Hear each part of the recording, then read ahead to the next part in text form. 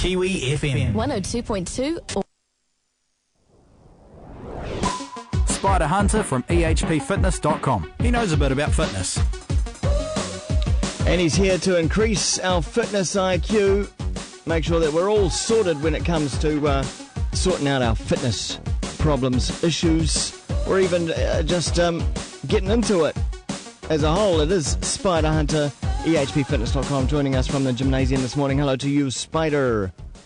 Morena Wemo. Lovely chilly morning in Christchurch it is. No doubt, no doubt. It is going to be a fine day though. Should be very nice there in Christchurch today. Yeah, it looks that way, mate. Frosted up car this morning. Lovely. Yeah, perfect.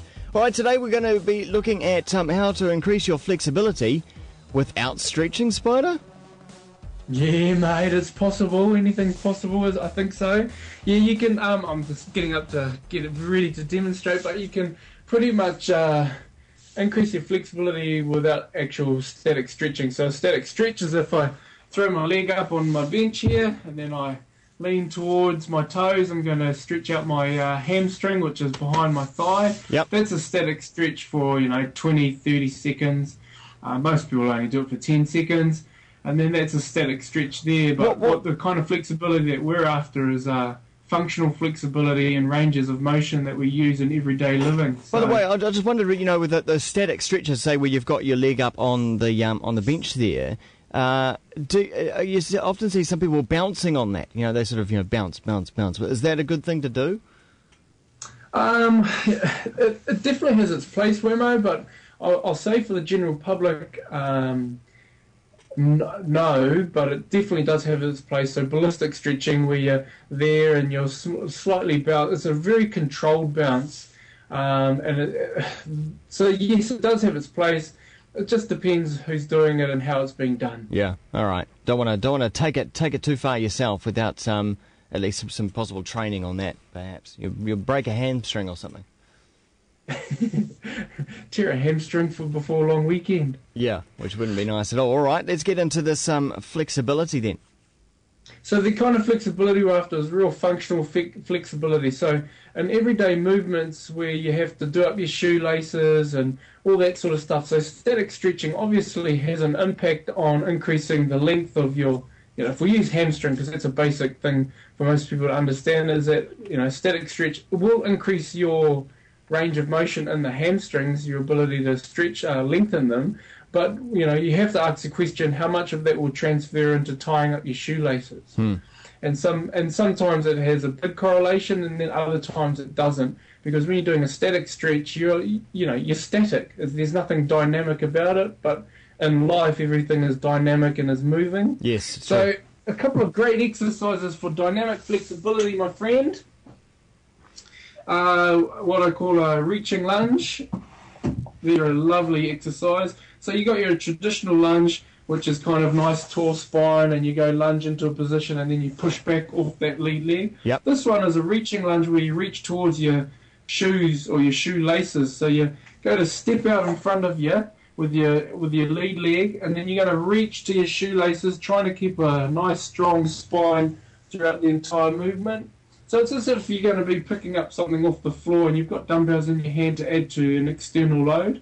So what this does is, one, it lengthens the hamstring and it puts it under tension while you've got resistance on it as well. So that means basically you've got lengthening and strengthening at the same time, where static stretching is just a straight stretch. There's no strengthening involved. Now, are you keeping your legs fairly straight or not, or is it just like bending the knees? Yeah, you do actually. There's obviously lots of variations. A reaching lunge, when I'm trying to increase the flexibility through the hamstrings, is a straighter leg. It's not locked where you've got no movement in it whatsoever. You've got a slight bend in your knee, and then you're going down as if you're picking up something off the floor. Picking up a child is quite similar to what I'm demonstrating in the video. So you're basically trying to pick something up off the floor, and you'll feel a big, long elongation through the hamstring when you're doing this exercise, where you kind of think, oh yeah, and then it's not until you go and do something in real life and you realise that you've got extra range of motion and you've got strength as well, because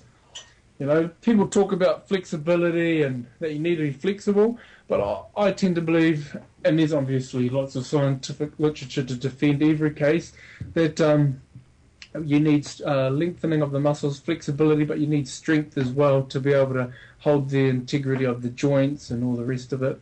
True. That way. Otherwise you just become this supple rubber band. Yeah, I was going to say, no use being a flexible sort of floppy thing, hey? Yeah, exactly, and that's what people are trying to achieve, but it has to have a functional, realm in everyday living. Yeah. Otherwise, you're just the rubber band man. Or hey, just as an aside, I don't know. This might be probably getting right down to the science of it. I'm not sure if you know, but when you stretch, and I don't know, it's a unique feeling in stretching. The muscle, and there's a feeling, and it's actually quite a nice feeling. It's like something's being released. I don't know if it's like a chemical is being released from the muscle or anything. Or I suppose it's a little bit like massage. When you get a massage, you feel something being released from the muscle, and that's toxins or chemicals or what it is.